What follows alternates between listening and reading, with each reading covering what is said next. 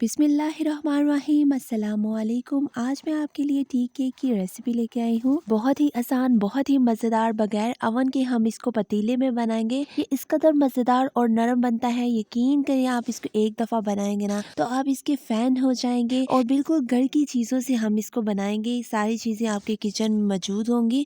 तो रेसिपी को बनाना स्टार्ट करते हैं। ये मज़ेदार सा केक बनाने के लिए मैंने यहाँ पर केक पैन लिया है। अगर आपके पास केक पैन नहीं है तो आप घर का कोई भी बर्तन ले सकते हैं, सिल्वर स्टील का, जो गोल शेप में हो या चौरस में हो, तो उसमें आप इसको बेक कर सकते हैं। अब हम इसे कुकिंग ऑयल से अच्छी तरह से ग्रीस कर लेंगे। कुकिंग ऑयल से कर लें या घी से कर लें या बटर से कर लें। तो पैन हमारा अच्छी तरह से ग्रीस हो चुका है। अब मैंने यहाँ पर बटर पेपर लिया है और इसको हम अच्छी तरह से फिक्स कर लेंगे। इसको मैंने इसकी शेप से कट कर लिया है। अगर आपके पास बटर पेपर नहीं है तो आप कोई सा भी कॉपी का पेज ले सकते हैं। केक पैन हम पहले से ही तैयार करके रखेंगे, क्योंकि जब हमारा मिक्सचर तैयार हो जाता है तो फिर हम इसको फ़ौरन से बेक करेंगे, इसको स्टे बिल्कुल नहीं देंगे। अब हम पेपर को भी अच्छी तरह से ग्रीस कर लेंगे ऑयल से।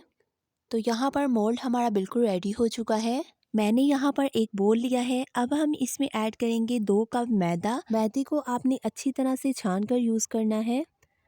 तो अब हम इसमें ऐड करेंगे 2 खाने की चम्मच खुश्क दूध। इससे केक का टेस्ट और ज़्यादा बढ़ जाएगा। अच्छा, जितना खुश्क दूध हम इसमें ऐड करेंगे उतना मैदा हम इस बोल में से निकाल लेंगे। अब हम इसमें ऐड करेंगे 1 टीस्पून बेकिंग पाउडर। जितनी चीज़ें आपने इसमें ऐड करनी है उसकी मेजरमेंट जो है वो आपने बिल्कुल सही रखनी है। तो यहाँ पर तमाम चीज़ें मैंने अच्छी तरह से मिक्स कर ली हैं। अब मैंने यहाँ पर एक बोल लिया है, इसमें हम ऐड करेंगे 3 अंडों की सफ़ेदी।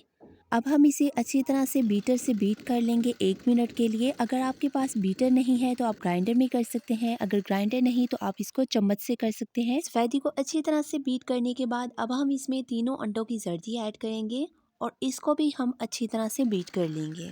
इसको भी हम 1 मिनट तक बीट करेंगे। तो ये देखें, ये एक फ्लफ़ी सा मिक्सचर हमारा तैयार हो चुका है। अब हम इसमें ऐड करेंगे 1 कप पिसी हुई चीनी। चीनी मैंने ग्राइंडर में डालकर अच्छी तरह से ग्राइंड करके पाउडर तैयार कर लिया है। अब हम इसमें 1 टीस्पून वनीला एसेंस डालेंगे। अगर आपके पास वनीला एसेंस नहीं है तो आप इलायची पाउडर भी इसमें डाल सकते हैं। अब हम इसमें डालेंगे half cup cooking oil. Cooking oil डाल लें, बटर डाल लें, घी डाल लें, जो आपके पास अवेलेबल हो। और हाफ कप हम इसमें दूध डालेंगे। ये सारी चीज़ें हमारी रूम टेम्परेचर होनी चाहिए, ना ठंडी होनी चाहिए और ना गर्म होनी चाहिए। अब हम इसको अच्छी तरह से बीट कर लेंगे। बीट इतना करना है कि तमाम चीज़ें यकजान हो जाएं। तो हमारी सारी चीज़ें अच्छी तरह से यकजान हो चुकी हैं। अब हम इसमें मैदा ऐड करेंगे जो हमने मिक्स करके रखा था। अब हम इसे एक साइड से मिक्स करते जाएंगे। ये छोटे छोटे स्टेप्स हैं जिनको आपने फॉलो करना है ताकि हमारा जो टी केक है वो बिल्कुल परफेक्ट तैयार हो। हमने इसे फोल्ड करते जाना है और मिक्स करते जाना है।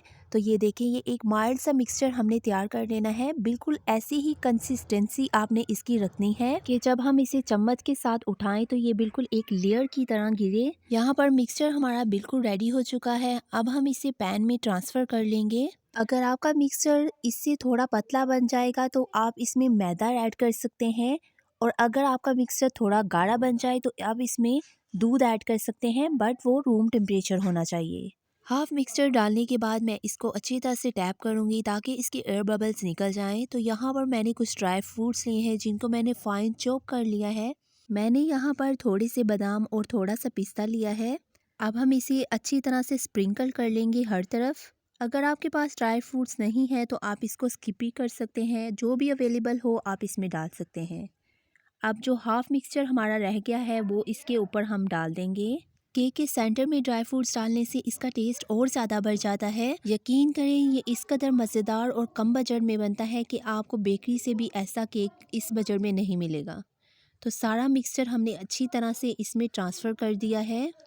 मिक्सचर ट्रांसफ़र करने के बाद अब हम इसे अच्छी तरह से टैप कर लेंगे ताकि जितने भी एयर बबल्स हैं वो निकल जाएं और केक हमारा अच्छी तरह से सेट हो जाए। तो यहाँ पर केक हमारा अच्छी तरह से सेट हो चुका है। अब हम इसके ऊपर भी ड्राई फ्रूट्स लगा देंगे। केक हमारा बेक होने के लिए बिल्कुल तैयार हो चुका है। यहाँ पर मैंने पतीला लिया है जिसको मैंने पहले से प्री हीट कर लिया है। अगर आपके पास स्टैंड नहीं है तो आप कोई सी भी कटोरी जो है वो स्टील की उल्टी करके रख सकते हैं। अब हम आराम से केक को अंदर रख देंगे और ऊपर से इसको अच्छी तरह से कवर कर देंगे। अब हम इसे लो फ्लेम पर 45 मिनट के लिए कुक करेंगे।